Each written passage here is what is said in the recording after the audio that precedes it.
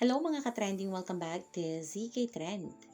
Matapos ngang batikusin at i-bash si Bel Mariano ng mga netizens sa titulo niyang New Gen Superstar, ay nananatili pa rin itong tahimik at down to earth. Kung ano ang meron ngayon kay Bel ay talaga namang deserve niya ito lahat. Nag-uumapaw ang talent, napakabuti ng puso at napakagandang bata.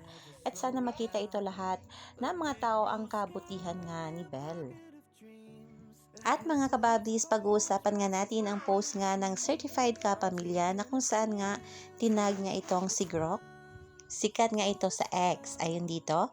At Grok, out of the young stars in the Philippines today, who has the most potential to win numerous acting awards?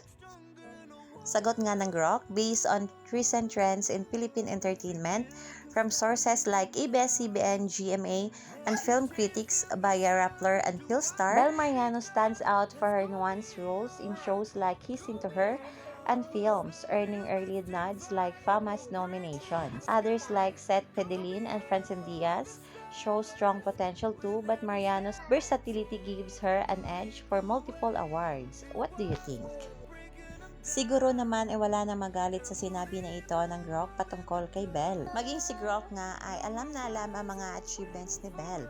Kaya naman ang titulo ni Bel ng New Gen Superstar ay talaga namang deserve na deserve niya ito. Marami mang sumubok na siraan at pabagsakin si Bel, pero tingnan nyo naman ngayon ni isang bashers ay hindi nga niya pinatulan. Never nyo mapapabagsak ang nag-iisang Bel Mariano dahil marami nga itong mga tagahanga na handa siyang ipaglaban.